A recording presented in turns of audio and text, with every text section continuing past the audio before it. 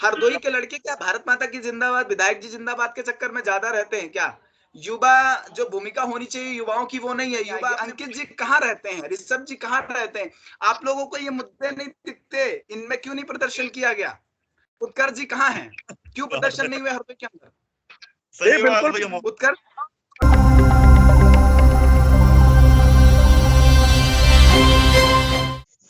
Nations live पर आप सभी का बहुत स्वागत है। लगातार उत्तर प्रदेश से जुड़ी हुई हर सियासी हलचल पर हम चर्चा कर रहे हैं। उत्तर प्रदेश की तमाम विधानसभाओं पर हम चर्चा करते रहे हैं। कल के एपिसोड में हमने सीतापुर के तमाम नेताओं से बातचीत की और क्या समीकरण है उसके बारे में भी अपने दर्शकों को मुखातिब करवाया। आज का जो बुलेटिन है, आज के जो एपिसोड में हम बातचीत करेंगे उत्तर प्रदेश के हरदोई से बातचीत करेंगे। लेकिन आज का जो अगर हम बात करें तो जो पैनल है वो इस मायने से खास है क्योंकि अधिकतर जो पैनल है वो सब युवा वर्ग के लोग हैं। कुछ लोग पार्टियों से हैं, कुछ राजनीतिक लोग हैं, कुछ गैर राजनीतिक लोग हैं, तो कोई पत्रकारिता जगत के कुछ साथी हमारे साथ इस वक्त मौजूद हैं।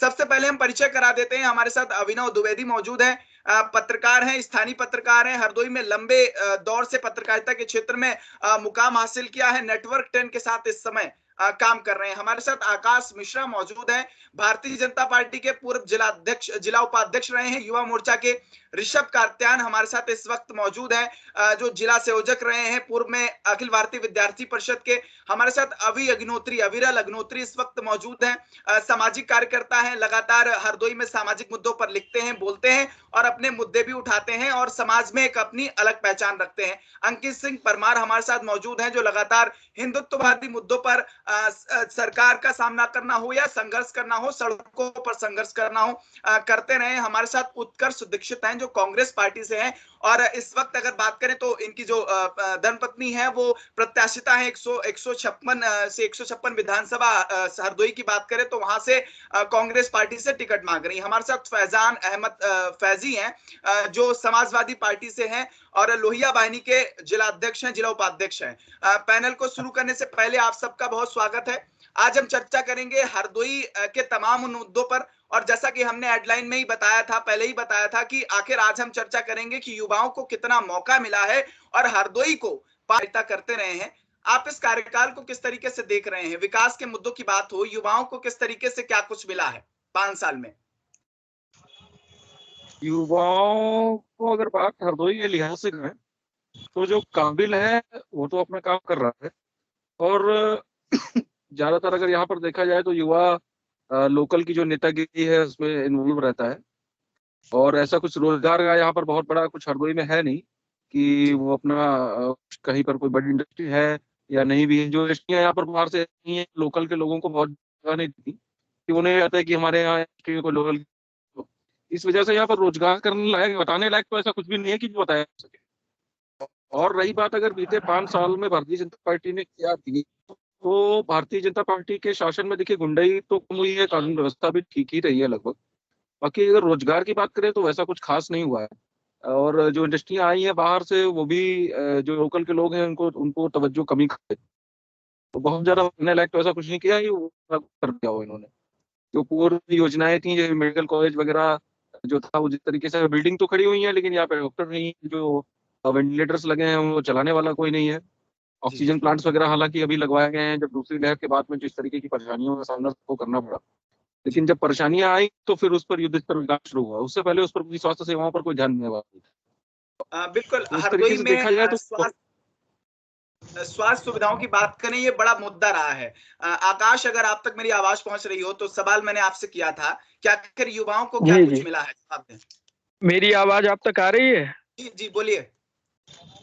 सबसे पहले मैं आप सभी को नमस्कार करना चाहूंगा। नमस्कार। देखिए साथियों, मैं आपको ये बताना चाहूंगा कि भारतीय जनता पार्टी का कार्यकाल पिछले 5 वर्ष में बहुत ही स्वर्णिम कार्यकाल रहा है। जो हमने वादे किए थे वे सारे वादे हम लोगों ने निभाने का कार्य किया है। हमने उत्तर प्रदेश से भय मुक्त वातावरण बनाया है। पहले वर्दी गुंडों से डरा करती थी, आज गुंडे वर्दी से डरा करते हैं। प्रधानमंत्री आवास योजना के माध्यम से गरीबों को अपनी छत देने का कार्य किया है। आयुष्मान भारत कार्ड के माध्यम से प्रत्येक किसान को 5 लाख का मुफ्त इलाज कराने के लिए कार्ड देने का, बीमा देने का कार्य किया है।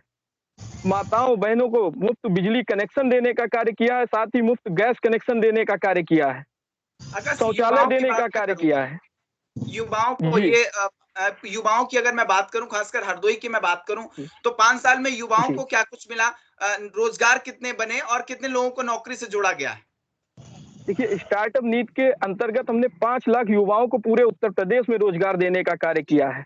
युवाओं को एक बात रोजगार, करें हुनर सर, को अवसर अपार जी के अंतर्गत 4.5 लाख युवाओं को सरकारी नौकरी देने का कार्य किया है। जी 3.5 लाख युवाओं को संविदा पर नियुक्ति देने का कार्य किया है। 42 लाख लोगों को एमएसएमई के माध्यम से 2.16 हजार करोड़ का ऋण वितरण करने का कार्य किया है। जी 10 लाख स्वयं सहायता समूह के माध्यम से 1 करोड़ महिलाओं को हमने रोजगार से जोड़ने का कार्य किया है। 1.5 करोड़ से अधिक आकाश, अगर मुझे श्रमिकों को लगता है, मनरेगा आकाश से अगर रोजगार इन देने मुद्दों का को, कार्य किया है। आकाश अगर ये तमाम जो आप आंकड़े गिना रहे हैं, अगर इन आंकड़ों पर अगर जमीनी स्तर पर देखा जाए तो मुझे लगता है ये सिर्फ आंकड़े होंगे। एक शब्द भारतीय जनता पार्टी ने निकाला है, लाभार्थी, और उत्तर प्रदेश में लाभार्थियों की संख्या है 4 करोड़ 5 करोड़। अगर ये 5 करोड़ लाभार्थी आपके साथ खड़े हो जाएंगे तो सरकार आप बना लेंगे। खैर, समाजवादी पार्टी के साथी फैजान हमारे साथ मौजूद हैं। बात होती है लॉ एंड ऑर्डर की, और कहा जाता है कि लाल टोपी रेड अलर्ट, अगर भारतीय जनता पार्टी नहीं होगी तो ये समाजवादी पार्टी के गुंडे उत्तर प्रदेश में लॉ एंड ऑर्डर खराब कर देंगे। क्या कहना है? मोहन जी नमस्कार, और आपके सभी दर्शकों को मेरा प्यार भरा नमस्कार, आदाब। अभी आपने सवाल किया और हमारे एक साथी जो है भाजपा से, और भाजपा की बहुत स्वर्णिम काल जो 5 साल गुजारे हैं उसकी उपलब्धियां गिना रहे थे, बता रहे थे। आपने मुझसे सवाल किया लॉ एंड ऑर्डर की। मोहन जी, उत्तर प्रदेश का लॉ एंड ऑर्डर बद से बदतर हो चुका है। एक शब्द में कहूं कि यहाँ रक्षक ही भक्षक बन चुके हैं। हम कैसे भूल सकते हैं हाथरस के अंदर एक हमारी दलित बहन के साथ किस तरह से पुलिस प्रशासन के ही लोग, पुलिस भाई साहब ये प्रशासन। बताइए, भाई साहब ये बताइए, ये मुझे भी जानकारी, आप ये बताइए कि 5 साल के कार्यकाल में कितने दंगे उत्तर प्रदेश के अंदर हुए हैं? कोई रिकॉर्ड है, कोई आंकड़ा है? अच्छा, एक बात बताइए, आप दंगों को कैसे देखते हैं? दंगा क्या मतलब है? उत्तर प्रदेश के अंदर देखिए पुलिसों द्वारा कितने लोगों की हत्या हुई है, कस्टोडियल डेथ हुई है, पुलिस ने लोगों पर कितना जुल्म और अत्याचार किया है। इसका आप देखिए, एनसीईआरटी का डाटा उठाइए, आपको सब पता चल जाएगा। किसको बेवकूफ बनाया जा रहा है उत्तर प्रदेश के अंदर? अभी गोरखपुर के अंदर देख लीजिए, बाबा आदित्यनाथ योगी जी का, मुख्यमंत्री जी का गृह जनपद है, किस तरह से खाकी ने मैं खून की हरदोई गोली की बात कर रहा हूँ, मैं ये- हरदोई की बात कर रहा हूँ, हरदोई की बात कर रहा हूँ। जी उत्कर्ष दीक्षित हमारे साथ मौजूद हैं। उत्कर्ष जी, कांग्रेस पार्टी महिलाओं को सम्मान देने की बात कर रही है। जो पहली सूची आई है उसमें भरपूर महिलाओं को टिकट दिया गया है। आप ये बताइए कि हरदोई में अगर मैं बात करूं तो 7 विधायक हैं, और जो नितिन जी हैं वो भी भाजपा के लिए ही काम कर रहे हैं। इन विधायकों ने क्षेत्र में जनता के बीच कितना काम किया, और जो विपक्ष की जिम्मेदारी आपकी थी वो आपने कितनी निभाई है? कर दिया।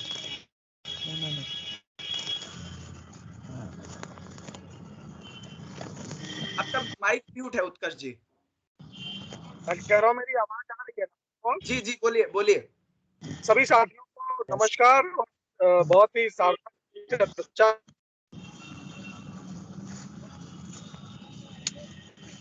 युवाओं के साथ चर्चा करने का मेरा सौभाग्य है। वैसे तो युवा जो है हमारे यहाँ, तो युवा आप जानते ही हैं कि यहाँ इतना ज्यादा परिवारवाद हरदोई की राजनीति में हावी रहा है कि केवल एक परिवार को मौका मिला है, ठीक है ना। कभी किसी युवा को आगे बढ़ने ही नहीं दिया गया, या तो हरदोई को आगे बढ़ा देते। और जहां तक जो आपने हमसे सवाल किया, महिला का जो 40% का जो आरक्षण है, ठीक है ना, एक बार आप सवाल को रिपीट कर सकते हैं भैया? मेरा सवाल ये था कि उत्तर प्रदेश की बात करें, और मैं हरदोई के संदर्भ में बात कर रहा हूं। जो विधायक हरदोई के अंदर हैं, उन्होंने अपने क्षेत्र में जनता के बीच कितना काम किया। और अगर बात युवाओं की हो, क्योंकि अभिनव जी बता चुके हैं कि खासकर इंफ्रास्ट्रक्चर अगर डेवलपमेंट की बात हो तो हरदोई में उसके लिए कुछ नहीं हुआ है, और सरकारें भी कहती रही हैं, जो पूर्ववर्ती सरकारें रही हैं वो भी कहती रही हैं। जवाब आपका क्या है? आप क्या इस कार्यकाल को किस तरीके से देख रहे हैं? देखिए, जहां तक युवाओं की अगर मैं बात करता हूं, तो अगर मैं खासकर हरदोई विधानसभा क्षेत्र की बात करूं, तो यहाँ पे युवाओं को सिर्फ ठगा गया है, उनके साथ छलावा हुआ है, उनको केवल जिंदाबाद के नारे लगाने तक ही सीमित रखा गया है। कल हमारे विधायक जी फेसबुक लाइन के माध्यम से जनता से संवाद कर रहे थे, मुझे तो बड़ा व्यंग्यात्मक लगा और बड़ा हंसी भी आई सुनकर। हमारे विधायक जी कह रहे थे कि हमने हरदोई में तमाम रोजगार दिए हैं, हमने फ्लोर मिल्स लगवाई हैं, हमने जो है क्या कहते हैं आटा मिल्स लगवाई हैं, हमने फ्लोर मिल्स लगवाई हैं, हमने राइस मिल्स लगवाई। देखिए, मैं विधायक जी को आपके भी पोर्टल से ये बता देना चाहता हूँ, और हरदोई के युवाओं के रोजगार की आप बात कर रहे हो, तो आप ये मानते हो क्या कि ये राइस मिल, फ्लोर मिल्स प्रतिवादियों के लिए रोजगार है कि एक आम किसान का बेटा, एक आम सामान्य परिवार का व्यक्ति राइस मिल और फ्लोर मिल लगाने की हैसियत रखता है? लौटूंगा आपके पास, लौटूंगा। ये राइस मिल की बात हो या रोजगार की बात हो, अभी अग्नोत्री हमारे साथ मौजूद है, युवा है। अभी अग्नोत्री, आपसे सवाल है, रोजगार की बात करें तो भारतीय जनता पार्टी का कार्यकाल कितना सुलभ रहा? बात अगर करें तो हरदोई से कितना भारतीय जनता पार्टी ने रोजगार से जोड़ा? मेडिकल कॉलेज बनाया गया, अभी हाल फिलहाल में शिलान्यास हुआ है, वहां पर काम भी हमारे शुरू हो पास रहा मोबाइल है। आप है, इस कार्यकाल को किस तरीके से देख रहे हैं? मोबाइल मेरे पास है। ये मोहन जी, सबसे पहले आपका धन्यवाद, आपने मुझे इस लाइव में जोड़ा। पिछले 5 सालों में देखें हरदोई में इंफ्रास्ट्रक्चर के क्षेत्र में मतलब ऐसा है कि बदलाव दिख रहा है। सबसे पहले तो सबसे बड़ी बात कि हरदोई को इन्होंने डायरेक्ट गंगा एक्सप्रेस वे से जोड़ा है, जिसकी सहायता से हम आने वाले समय में 2 से 3 घंटे में दिल्ली से हरदोई से नोएडा पहुंच जाएंगे आने वाले समय में। हरदोई में बाईपास पास हो गया, उस पर काम चालू होने वाला है, और लखनऊ हरदोई 4 लेन होने वाली है, उस पर भी काम चालू होने वाला है। कटियारी की रोडें सही हुई हैं, अर्जुनपुर पुल बनाए, काफी काम हुए, मेडिकल कॉलेज बनाए, इंफ्रास्ट्रक्चर मतलब काफी अच्छा हुआ यहाँ का हरदोई का। लेकिन रोजगार में अब ऐसा है भैया, देखिए जैसे जितनी आबादी होती है सबको रोजगार मिलना संभव है, रास्ता खुद ही बनाने पड़ते हैं। स्टार्टअप आइडिया अच्छा है मोदी जी का, लेकिन लोग उसको समझ नहीं पा रहे हैं। सबको सरकारी नौकरी चाहिए, जो कि पॉसिबल है नहीं। हालांकि कुछ नौकरी, हेलो, सबको सरकारी नौकरी चाहिए, ये पॉसिबल नहीं। ऋषभ कात्यायन हमारे साथ हैं, विद्यार्थी परिषद से हैं। ऋषभ जी, आपने तमाम मुद्दे साल भर के अंदर उठाए हैं, अगर बात रही हो शिक्षा की, बात रही हो हरदोई में जो कोचिंग हब है वो लगातार बढ़ता रहा है, उस पर भी मुद्दे उठाते रहे। ये बताइए कि विद्यार्थी परिषद लगातार तमाम मुद्दों पर आवाज उठाता रहा है, लेकिन विद्यार्थी परिषद ने जो, अगर हम लखनऊ की बात करें तो लखनऊ में पता नहीं कितने शिक्षक जो है अपनी आवाज लगातार नौकरी के लिए सरकार से कहते रहे, नहीं हुआ है। भर्तियां होती हैं तो कहीं ना कहीं वो पहले ही पेपर लीक हो जाता है। भारतीय जनता पार्टी कितना युवाओं के लिए सकारात्मक रही, कार्यकाल कैसा रहा, किस तरीके से देख रहे हैं? देखिए, अगर भर्तियों की बात की जाए तो मुझे लगता है कि पहला मुख्यमंत्री ऐसा है जो एक भर्ती प्रक्रिया के बाद सीधे जो अभ्यर्थियां हैं उनसे संवाद करके भर्ती प्रक्रिया की पारदर्शिता को परखता है। एक पहला, और मुझे लगता है आप हरदोई जिले पे ही वापस आ जाए तो रोजगार की बात करते तो मेडिकल कॉलेज बना है तो लोकल स्तर पे कहीं ना कहीं उसमें भी लोकल वालों को रोजगार मिलेगा। और विषय आता है कि युवा डायरेक्ट बिना पढ़े तो रोजगार मिल नहीं जाता। जैसे आदरणीय अभिनव जी ने कहा कि जो निपुण होता है उसको तो सब कुछ मिल ही जाता है, तो उसके तहत हम लोगों ने यहाँ पे शिक्षा में बहुत सुधार हुए। मेडिविजन के छात्र को के लिए मेडिकल कॉलेज खुला है, एग्रीविजन के लिए कृषि महाविद्यालय बना है। किन्हीं कारणवश कोविड के कारण उसमें शिक्षा नहीं शुरू हो पाई है, लेकिन जल्द ही शिक्षा उसमें शुरू होगी। तो आज जब युवा हमारा जो उसकी नींव है वो मजबूत होगी, जब हम पढ़ेंगे एक नींव को मजबूत करते हुए चलेंगे तभी हम आगे जाके रोजगार पा पाएंगे। तो नींव का जो है वो मजबूतीकरण भारतीय जनता पार्टी की सरकार में हुआ है, विभिन्न तहसील स्तर पे, और मुझे लगता है ब्लॉकों में भी ITI का बिल्डिंगों का निर्माण हुआ है। जैसे सवाईजपुर हुआ है, बिलग्राम हुआ है, ये चल रहा है। यहाँ इनमें सवाईजपुर और बिलग्राम में ITI शुरू भी हो गई है। जब युवा आज का पढ़ पाएगा तभी आगे जाके वो रोजगार के लिए निपुण हो पाएगा। आज हम लोग बात करते हैं, बिहार की बात करते हैं, केरल की बात करते हैं कि वहां साक्षर है, वहां का युवा IAS बन रहा है। तो कहीं ना कहीं हमारी शिक्षा में थोड़ी कमी थी, उसकी पूर्ति मुझे लग रहा है कि भारतीय जनता पार्टी सरकार में अच्छे तरीके से हो रहा है। और विषय रहा है कि जो सपा सरकार वाले, पूर्व सरकार जो कह रही थी कि युवाओं के लिए उन्होंने वो किया, तो वो तो लैपटॉप योजना लाए थे, उसके माध्यम से ही युवाओं के साथ छलावा कर गए और कोरोना को घोटाला किए बैठे हैं। मुझे लगता है 1173 करोड़ का घोटाला करके लैपटॉप के माध्यम से युवाओं को छला है, तो वो युवाओं के लिए क्या काम करेंगे? आज मुख्यमंत्री युवाओं से परीक्षा के बाद बात कर रहा है, और आज अगर कोई परीक्षा का पेपर लीक हो रहा है तो युवाओं को तुरंत उसको बिना निःशुल्क उनको घर तक भेजा जा रहा है, और सभी सुविधाएं जो सरकारी हैं, जो वास्तविकता रहना चाहिए। और इस माध्यम से मैं ऋषभ, मैं आपके पास लौटूंगा। एक सवाल मेरा बड़ा अहम है, हरदोई की मैं अगर बात करूं तो 15 मिनट में हमारे मौजूद है, होलिका दहन की बात होती है। आज हमारे एक मित्र हैं वो यहाँ इंडिया से बाहर, आशुतोष रस्तोगी, उनसे भी मेरी बात हुई। तो मैंने उनसे कहा कि आप ज्वाइन करिए। तो मैंने कहा कि मुद्दे आखिर क्या होने चाहिए, तो हम यही डिस्कस कर रहे अभिजीत थे। आ रहे हैं, अभिजीत आ जाएं, फिर चली जाना मुद्दा ये 5 है, मिनट। आकाश आपका माइक ऑन है, ऑफ इतनी कर भी लीजिए। जल्दी क्या कर मुद्दा ये है कि होलिका दहन की बात होती है। एक होली ऐसा पर्व है जो हर जगह मनाया जाता है, लेकिन दावे होते रहे, वादे होते रहे। मैं अंकित के पास जाने से पहले एक बार अभिनव के पास जाऊंगा, फिर अंकित आपके पास आ रहा हूँ। अभिनव जी, मैं अंकित के पास जाने से पहले एक बार अभिनव के पास जाऊंगा, फिर अंकित आपके पास आ रहा हूँ। अभिनव जी, हरदोई के लड़के क्या भारत माता की जिंदाबाद, विधायक जी जिंदाबाद के चक्कर में ज्यादा रहते हैं क्या? युवा जो भूमिका होनी चाहिए युवाओं की, वो नहीं है। युवा अपने मुद्दे नहीं उठा पा रहे, अपने हक नहीं मांग पा रहे क्या? देखिए ऐसा है, जो देश होता है ना, वो ना नदियों से बनता है, ना पहाड़ से बनता है, और ना मंदिर से बनता है, ना मस्जिद से बनता है। देश बनता है यहाँ के जो लोग यहाँ के रहने वाले होते हैं, जो लोग होते हैं। देश कोई भी परफेक्ट नहीं होता, उसको बनाना पड़ता है। तो अगर ये युवा वर्ग जो है वो अपने ये नहीं सोचेगा कि हमको अच्छी शिक्षा कहाँ मिल सकती है, हमको शिक्षा के बाद रोजगार से मिलेगा, हमारा आगे जीवन यापन कैसे होगा, तो इसके बजाय अगर वो जिंदाबाद के नाव में और लोकल की पॉलिटिक्स में उलझ के रह जाएंगे, तो ये दुर्भाग्य ही रहेगा। इसको हम लोग तो दुर्भाग्य, इनको उठाना चाहिए कि हमको हरदोई में लोकल रोजगार क्यों नहीं मिलता। अविरल है, अविरल नोएडा में नौकरी करता है, तो ऐसा होना चाहिए था कि अपने घर परिवार को छोड़ के नोएडा में पड़ा हुआ है, आजकल वर्क फ्रॉम होम चल रहा होगा। ऐसे बहुत से ऐसे जो काबिल युवा हैं, अंकित और आपसे लश्कर बात नहीं होता है करूंगा। कलीवर की, सब अपनी अंकित आपसे भी यही मेरा सवाल है कि आखिर क्या हरदोई के नेता युवाओं को दिग्भ्रमित कर रहे हैं कि आप लाइन पे युवा आ नहीं पा रहा? क्या प्रॉब्लम है? युवाओं के साथ प्रॉब्लम है, क्योंकि शिक्षा के मुद्दे पर हम बात नहीं करेंगे। हमको बेहतर शिक्षा नहीं चाहिए, सड़कें नहीं चाहिए, घर नहीं चाहिए, बस टम्पू हाई करना है। क्या क्या हरदोई का युवा किस दिशा में है? हरदोई का युवा है कि उसको बेहतर करियर काउंसलिंग नहीं मिल पा रही, क्योंकि युवा 12th के बाद होता है ना, उसको बताने वाला कोई नहीं होता कि कहाँ जाए।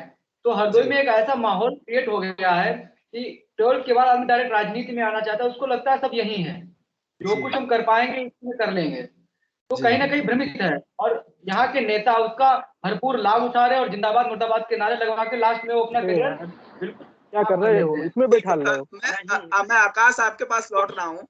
8 विधानसभा सीटों पर इस बार फिर से चुनाव होना है। भारतीय जनता पार्टी तैयार है? क्या चल रहा है इस टाइम? माहौल क्या है हरदोई का? जी, भारतीय जनता पार्टी पूरी तरह से तैयार है। जो उसने अपने कार्य किए हैं, जो वादे किए थे, उन कार्यों को किया है, और उन कार्यों को लेकर जनता के बीच में जाएगी। और फिर से आप देखिएगा 8 की 8 सीटें भारतीय जनता पार्टी की होंगी हरदोई के अंदर। चाहे आप किसी भी क्षेत्र में ले लीजिए, भारतीय जनता पार्टी। फैजान कुछ कह रहे हैं, बताएं फैजान। मुझे 3 सवाल थे, कई भाइयों के जवाब देने थे। कुछ कारणों से मैं बार बार कर रहा हूँ, तो पूरा जवाब नहीं दे पा रहा हूँ, तो 1 मिनट मुझे कंटिन्यू 1 दीजिए। मिनट पूरा, आपको पूरा 1 मिनट बोलिए। हाँ, आपका सवाल था 4.5 साल 5 साल विपक्ष कहाँ? विपक्ष मुद्दों की लड़ाई लड़ रहा था, और विपक्ष सड़कों पे दिखा। चाहे वो छात्रों की बात हो, चाहे महंगाई की बात हो, चाहे पेट्रोल डीजल के बढ़ते दामों की बात हो, चाहे बेरोजगारी की बात हो, चाहे बिजली के बढ़े हुए दरों की बात हो, चाहे किसानों की बात हो। अगर किसी ने आवाज उठाई और सड़कों पर उतर कर आंदोलन किया है, और यहाँ से लेकर सड़कों से लेकर संसद तक आंदोलन किया है, तो मात्र समाजवादी पार्टी है, जिसका जीता जागता उदाहरण मैं हूँ। मोहन जी, मुझ पे 3 से ज्यादा मुकदमे इस योगी आदित्यनाथ की पुलिस ने लिखे हैं, किसानों के लिए आवाज बुलंद करने के लिए। दूसरा भाई, योगी आदित्यनाथ ने आपने ऐसे कार्य किए मुझ पे भी है, तो इसको हम सरकार को दोषी नहीं दे सकते हैं। भाई, किसी हक के लिए आवाज उठाना कार्य उल्टा सीधा होता है। अरे कार्य, हाँ बताइए। किसानों के द्वारा जो आंदोलन था, उसमें सहयोग और समर्थन करना, ये क्या बुरा कार्य होता है? गलत होता है। ये कब से गुनाह हो गया इस देश के अंदर? अच्छा, उत्कर्ष कुछ कह रहे हैं जी। उत्कर्ष जी, जहां तक हरदोई का सवाल है, मैं आपसे एक बात कहना चाहूंगा कि हर मुद्दे की लड़ाई अगर हरदोई में किसी पार्टी ने लड़ने के काम किया तो वो कांग्रेस। जी, हरदोई के विषय में बता दूं, हरदोई में क्या हो रहा है। मैं केवल एक शब्द जी सेकंड चाहूंगा। आपके भारतीय जनता पार्टी के एक वरिष्ठ नेता, मैं यहाँ तक कहूंगा दल बदलू नेता, जिन्होंने हरदोई के अंदर एक भरी सभा में दलित समाज के लोगों को, युवाओं को, उनके बुजुर्गों को भरी सभा में शराब बांटने का काम किया था पूरे। अरे आपके राष्ट्रीय अध्यक्ष ने तो अपना जैसे लोगों को मार्गदर्शन बताया। अरे अच्छा, दारू बांटना एक समाज को दारू बांटना, आपके संरक्षक कहते हैं कि लड़के हैं, गलतियां हो जाती हैं। अब ये बताइए ऋषभ जी, ऐसे बयान आते हैं भाई। जवाब दीजिए आकाश जी। आप भारतीय जनता पार्टी के अभी हुए नितिन अग्रवाल, ये मैं भी सवाल करने वाला था कि नितिन जी कह रहे हैं कि मैंने भी वो वीडियो देखा है, सही है या गलत है मैं उसकी पुष्टि नहीं कर रहा, लेकिन क्या ऐसे बयान ठीक है? इतना कानून व्यवस्था कैसे मेंटेन करेंगे? एक मेरा सवाल है। नहीं, ये कहने की बातें ये विपक्ष की जो है साजिश है, ऐसा कुछ नहीं है। हमारी पार्टी नीतियों पर चलने वाली, विचारधारा पर चलने वाली पार्टी है। इस तरह की कोई भी हरकतें, ये वीडियो देखा होगा आपने भी, अविनाश जी वीडियो देखे हैं? निरर्थक है, बदनाम करने की साजिश है। लेकिन हाँ, मैं ये जरूर कहूंगा कि इनके ही एक बड़े नेता का बयान आया था कि लड़के हैं, गलतियां हो जाती हैं। मैं वो सब चीजें मानता हूं। मैं हरदोई की बात, अभिनव जी शायद आप वीडियो देखे होंगे, ये वीडियो देखे, ये लोग नहीं बोलेंगे, ये नहीं बोलेंगे, शायद आप बोल दें। मोहन जी एक मिनट इनके भैया खबर भी बनाई और भी हुई। अब ये मैं जो बोल रहा है उसको यही पहचान आऊंगा। अभिनव बात पूरी कर रहे, एक बार कर लेनी दीजिए, बहुत महत्वपूर्ण मुद्दा है। अभिनव जी आऊंगा जी। देखिए ऐसा है ना कि ये वीडियो में जो साफ दिख रहा है वो भी ये लोग नकारेंगे, इनकी मजबूरी है, नाम तो ले नहीं सकते। नहीं भाई, दो राजनीति कर रहे हैं, पॉलिटिक्स कर रहे हैं। नरेश जी की 2 वीडियो वायरल हुई हैं। ऋषभ का क्या है? ऐसा होना एक हाल में विष्णु बसे विद्यार्थी परिषद कहाँ था? विद्यार्थी परिषद कहाँ था ऋषभ जी? वो तो जनता पार्टी तो बोले किया, उनके बेटे को अग्रवाल जी तो एक मंच से भी कह दिए कि जो पत्रकार लोग गए थे उन्होंने ही वो डाल दिया उनकी जेबों में। तो नेता लोग हैं, कह सकते हैं अपना काम कर रहा है, अपना काम कर। मुझे लगता है कि खाने के पैकेट में नरेश जी के यहाँ जो है दारू निकली थी, और इस बार भी कहा कि खूब दारू बांटो अगर पुलिस नहीं आएगी। अंकित जी कहाँ रहते हैं? ऋषभ जी कहाँ रहते हैं? आप लोगों को ये मुद्दे नहीं दिखते? इनमें क्यों नहीं प्रदर्शन किया गया? उत्कर्ष जी कहाँ हैं? क्यों प्रदर्शन नहीं हुए हरदोई के अंदर? उत्कर्ष क्यों प्रदर्शन नहीं हुए? बिल्कुल प्रदर्शन है, बिल्कुल। अगर सबसे पहले किसी का जवाब आया तो हमारे कांग्रेस पार्टी के जिला अध्यक्ष आदरणीय आशीष सिंह जी का जवाब आया। चलिए जवाब आ गया आपका। अंकित जी आपका जवाब कहाँ है? आप कहाँ थे? मैंने भी वीडियो देखी है, अभिनव जी पुष्टि कर रहे हैं। सही है, सत्यता है, हमने खबर चला दिया। उत्कर्ष भैया आऊंगा। गलत कार्य हो उसके लिए हम हमेशा प्रदर्शन के लिए तैयार रहते, उससे नहीं डरते। लेकिन इस समय कोविड और जो आचार संहिता लगी, हम नहीं कर सकते प्रदर्शन। लेकिन ये आचार की जो है वो केवल कहाँ नहीं है, पूर्ण रूप से हम लोग को नहीं पता है। तो किसी भी चीज पूर्ण सत्यता जाने बगैर हम प्रदर्शन कैसे कर सकते हैं? उत्तर नहीं कर सकते। ऋषभ जी जवाब दीजिए, उस वीडियो पर क्यों विद्यार्थियों की बात करते हैं? सबसे पहले मोहन जी, आज डिबेट में ये चल रहा है कि हरदोई का युवा है जो मात्र वो पोस्टर लगाने वाला युवा रह गया है। ये बिल्कुल गलत है, क्योंकि मैं दिन भर युवाओं के साथ रहता हूँ, कॉलेज कैंपस में जाता हूँ, तो आज का युवा आज पूरे मीनिंगफुल कैंपस को समझने वाला युवा बन रहा है। वो पढ़ाई के साथ साथ पूरे समाज वहाँ पे समझ रहा है। भारतीय जनता पार्टी के पहले लोगों के घर घर जाकर के टीका लगाए। इसके अलावा करेगा क्या? हरदोई में गवर्नमेंट नेतृत्व कर रहा है। आज जनता पार्टी वाले टीका लगाएंगे तो हम लोग मुट्ठी वाला लेके जाएंगे, कसम दे जाएंगे। आज डिस्कशन है, डिबेट नहीं है। एक लोग बोलिए। उत्कर्ष जी मैं आऊंगा, ऋषभ जी को बात पूरी कर लीजिए, मैं आऊंगा। बोलिए ऋषभ। मैं कह रहा हूँ कि युवाओं को आरोपित करना ये बंद करना चाहिए कि हमारे जिले वाले ये कहेंगे कि हमारे युवा पोस्टर लगा मात्र आपकी पार्टी के नितिन अग्रवाल जी विधानसभा के उपाध्यक्ष गांव में जाके कहते हैं कि कोई दारू बेचो, कोई मना करने नहीं आएगा, पुलिस वाला नहीं आएगा। ये वीडियो मैंने भी देखा है, पुष्टि कर रहे हैं तो विनोद मोहन जी। कहना चाहूंगा आपने कि मैं क्यों आवाज अखिल नहीं उठाई? भारतीय विद्यार्थी परिषद का कार्यकर्ता हूं, जो कि मैं हर मन से कहता हूं कि हम लोग गैर राजनीतिक दल से हैं, हम लोग किसी को दल नहीं कहते हैं। रही बात इसकी भारतीय जनता पार्टी की कि नितिन अग्रवाल जी ने ऐसा कहा है, तो वीडियो उनका मुझे सुनने को भी मिला था कि उन्होंने कहा है कि दारू, अगर वो कहा है तो बिल्कुल गलत कहा है क्योंकि युवा, लेकिन उसमें ऐसा युवा वाला शब्द कुछ नहीं आया था। मुझे लगता है दोबारा आपको भी वीडियो देखना चाहिए। युवाओं की बात छोड़ दीजिए, नहीं कहा। दारू बनाना ही गलत है। मैं फैजान के पास जाता हूँ, फैजान के पास जाता हूँ, शायद मुझे लगता है कि हाँ पार्टी देख के बातें करते हैं। फैजान बताएं क्या बता रहे हैं? फिर से सवाल जरा पूछ ली, रिपीट कर दीजिए। फैजान कुछ कह रहे थे, आप कह रहे थे, मैं वीडियो की बात मैंने कर ली, लेकिन अब बात ये है ना कि तमाम मुद्दे हैं हरदोई के अंदर, अब और भी मुद्दे हैं, लेकिन हरदोई के नेता ऐसी बयानबाजी करते हैं और हरदोई का युवा जवाब नहीं दे पाता। इतना डर क्यों है? फिर क्यों हम कहते हैं हम युवा नेता हैं या हम ये बदल देंगे, देश बदल देंगे? बताओ, कुछ कह रहे थे फैजान, बताओ। मोहन फैजान जी, तो इसका युवा बिल्कुल निडर है। हम जैसे युवा आगे आकर सड़कों पे आकर अपनी बात मुकरता से रखना जानते हैं। संविधान ने जो हमें हक दिया है, जो राइट दिए हैं, इस लोकतांत्रिक व्यवस्था में जो हमें हक हुकूक मिले हैं, उसका उपयोग करना हम अच्छे से जानते हैं। इसीलिए आपके चैनल के माध्यम से हम ये मुद्दा उठाए हैं। दूसरा, अभी भाई साहब बोल रहे थे कि हम नॉन पॉलिटिकल हैं, अब भी भारतीय जनता पार्टी की तारीफ कर रहे थे। अरे भाई, मुंह में राम बगल में चूरी है। ये बताइए, अगर समाजवादी पार्टी जो वो कहती है, वहाँ भी पॉलिटिकल व्यक्ति भी वोट डालने जाता है, अपनी राय दे सकता है, अपना पक्ष रख सकता है।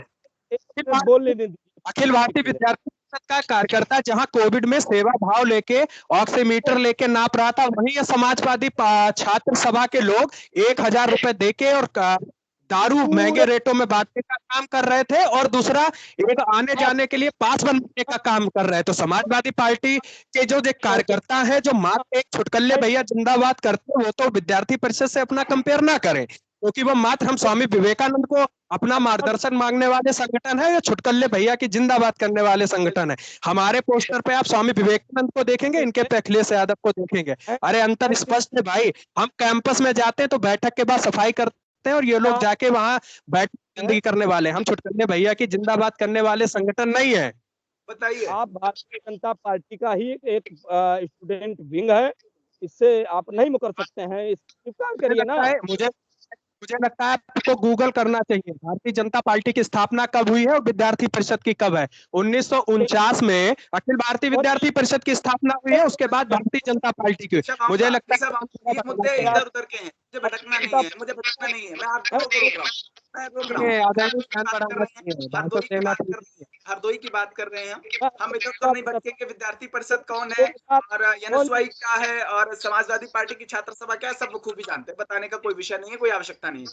अविरल जी, आपने कहा, पहले आपने बहुत मुद्दे बता दिए कि सरकार ने ये कर दिया, वो कर दिया, युवाओं के लिए क्या कर दिया। आपका जिला कृषि महाविद्यालय अभी चल नहीं रहा है, क्या हुआ? कुछ नहीं हुआ।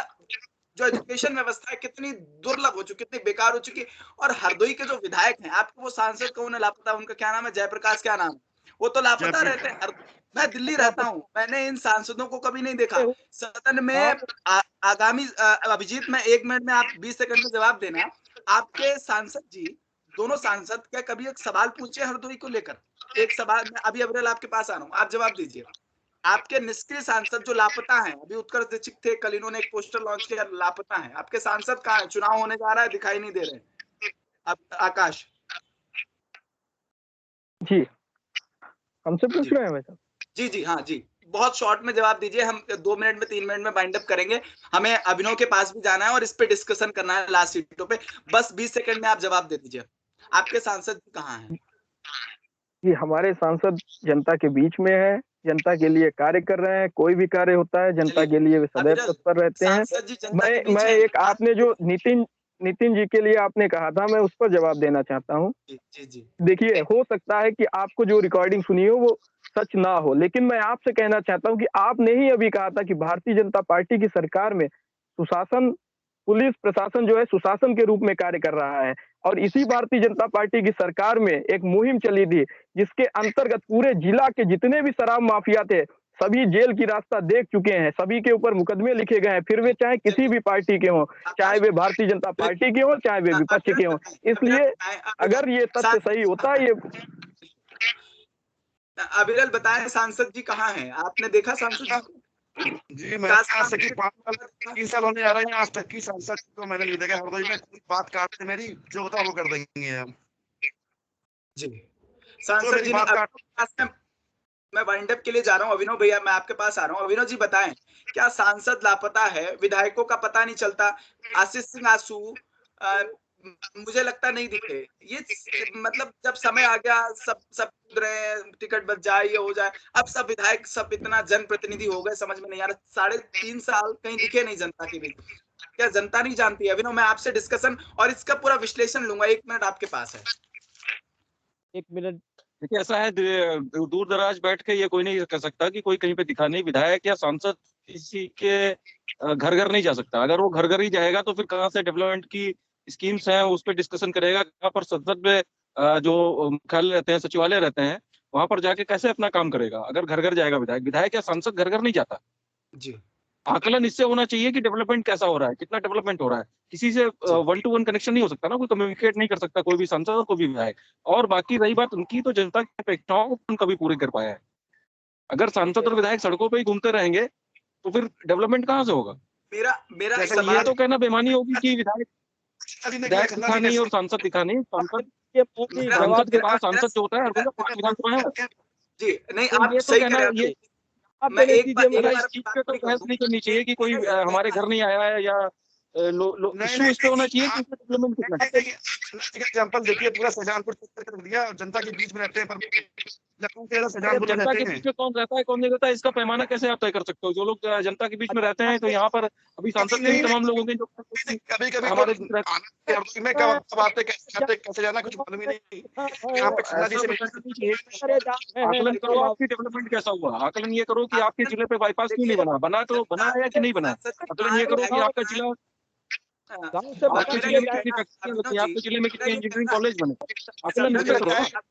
हो रहे हैं इस पे सरकार है, कोई सांसद करूंगा मैं 2 मिनट में वाइंड अप करूंगा। मैं आपसे ये सांसद और विधायक कोई वार्ड मेंबर नहीं होता है कि आपके घर के आगे बाहर जो खड़ा रहेगा वो दरवाजे पे। भारतीय जनता पार्टी के मैं 2 मिनट में अविरल मैं आपको रोक रहा हूँ। अभिनव जी, भारतीय जनता पार्टी की 8 सीटों पर चुनाव होना है। स्थिति क्या है वर्तमान में, क्या स्थिति बनी हुई है इस बार भारतीय जनता पार्टी के लिए? कितनी मुश्किलें है, क्या कुछ है? आप स्थानीय पत्रकार है, आप बेहतर विश्लेषण दे सकते हैं। सभी सीटों पे भारतीय जनता पार्टी की समाजवादी पार्टी से कड़ी लड़ाई होगी। और अगर पूरा आकलन एक तरफ से किया जाए तो कहीं ना कहीं भारतीय जनता पार्टी 20 होगी और समाजवादी पार्टी 19, ऐसा मेरा आकलन। जवाब 19 और 20 लड़ाई है, कांटे की लड़ाई। कौन दी बोलने दीजिए। जी बोलिए 20 सेकंड में बोलिए, हम बाइंड अप कर रहे हैं। 20 सेकंड में बोलिए। हाँ, मैं ये कह रहा था, हरदोई के अंदर विकास की अगर हम बात देखें तो हरदोई के अंदर 2012 से 17 तक हरदोई के अंदर अगर किसी ने विकास किया तो समाजवादी पार्टी माननीय श्री अखिलेश यादव जी ने कोई विकास नहीं हुआ भैया। आजाद नगर, आशा नगर जैसे मोहल्ले अभी भी कीचड़ से लबलबा रहे हैं, कहाँ पर विकास हुआ है? हमें तो नहीं दिखता कॉलेज। ये बताइए, सुनिए, मैं मान लेता हूँ, मैंने मान लिया विकास किया, आपने विकास किया, फिर आप हैं कहाँ? आप कितनी सीटों पर हैं ये बताइए। आपने विकास, ये बातें विकास की परिभाषा क्या है? विकास पढ़ने की आवश्यकता है। परिभाषा क्या है? क्या विकास हुआ? अविरल मैं आपके पास आ रहा हूँ, फिर ऋषभ आपके पास जाऊंगा। अविरल क्या है, 8 सीटों पर कितनी सीटें देख रहे हो आप? सामाजिक कार्यकर्ता हो, सोशलाइज बात कर। सरकार भाजपा की बनेगी और मेरा अनुमान यह है कि 220 से 235 के बीच में सीट रहेंगी। हरदोई का बताओ। अरे गाँव में 5 गाँव काय दे रहे हैं जनता, एमएलए और एमपी। ऋषभ जी, जाके तो देखिए विद्यार्थी परिषद तो किसके साथ है किसके साथ नहीं है सब जानते हैं। बताइए कितनी सीटें भाजपा को? राष्ट्रवादी पार्टी भाजपा की 8 सीटों पे जीत होनी है। पॉलिटिकल लोगों से पूछेंगे आप तो वो 8 बताएंगे। अंकित बताएं, वाले अपनी 8 बताएंगे, भाजपा वाले अपनी 8 बताएंगे।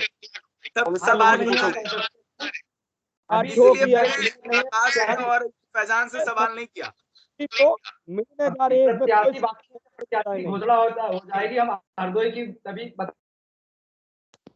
देखिए, ये आप तमाम लोग जुड़े, अब हम वाइंड अप करने की कोशिश करेंगे, लेकिन हाल फिलहाल में जो मुद्दे थे उन पर हमने डिस्कस किया और बड़ी सार्थक चर्चा हुई है।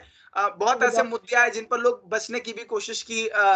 ऋषभ जी भी बचते दिखे, अंकित जी भी बचते दिखे, और मुझे लगता है कि युवाओं को बड़ा, अगर जो जरूरी मुद्दे हैं उन पर बात करनी चाहिए। शिक्षा व्यवस्था क्या है हरदोई में, अगर मुद्दा होना चाहिए तो जिला अस्पताल कैसा बना है, ट्रामा सेंटर कैसा है, सड़कें कैसी है, शिक्षा व्यवस्था कैसी है, तमाम ऐसे मुद्दे हैं जिन पर चर्चा करनी चाहिए। आज हरदोई का युवा खुद चर्चा नहीं कर रहा है, रोजगार में चीनी मिल बंद पड़ा है। तो जरूरी है भारतीय जनता पार्टी के कार्यकाल में, भारतीय जनता पार्टी के कार्यकाल में जो कुछ काम हुआ है, जो जनप्रतिनिधि जो रहे हैं, उन्होंने भारतीय जनता पार्टी की तमाम योजनाओं को सही से जनता के बीच या तो पहुंचाया नहीं है या तो पहुंचा नहीं है। ये सवाल जरूर है। इस बार भारतीय जनता पार्टी के लिए समझ लीजिए मुश्किलें जरूर हैं, और हर विधानसभा सीट पर मुश्किलें हैं। ये अभिनव भी कह रहे हैं और ये अविरल भी कह रहे हैं और तमाम जो लोग जुड़े हैं वो भी कह रहे हैं। लेकिन आकाश ने जो बात बड़ी अहम कही है कि अगर बात भारतीय जनता पार्टी के कार्यकाल में हुई है तो लाइन ऑर्डर सही, सब कुछ ठीक ठाक रहा। ऋषभ भी ये कह रहे थे कि युवाओं को रोजगार मिला। लेकिन आज की चर्चा में हम यही कहना चाहेंगे कि हरदोई में जिस तरीके से जो स्थिति वर्तमान में देखी जा रही है वो यही है कि अब सभी सियासी पार्टियों के लिए, खासकर भारतीय जनता पार्टी के लिए मुश्किलें हैं, और हर सीट पर समाजवादी पार्टी के साथ एक बड़ी फाइट देखने को मिलेगी। आंधियां चलने लगी, और जिस तरीके से जो देखा जा रहा है कि लगातार जो सियासी हलचल तेज है उस पर लगातार हम चर्चा कर रहे हैं। जो पैनल हमारे साथ जुड़ा उसका बहुत बहुत धन्यवाद, आप सभी का बहुत शुक्रिया। आपने इस चर्चा में अपना समय दिया, और जो हमारे साथ तमाम लोग जुड़े उनसे भी हम यही अपेक्षा करेंगे कि आगे आने वाले समय में जो तमाम युवाओं के मुद्दे हैं, सामाजिक मुद्दे हों, उन पर हम इसी मुखरता के साथ चर्चा करते रहें। आप सभी ने अपना बहुत कीमती वक्त दिया, इसके लिए बहुत बहुत धन्यवाद। नेशंस लाइव पर जुड़े रहने के लिए आप सभी का बहुत बहुत शुक्रिया, बहुत बहुत धन्यवाद।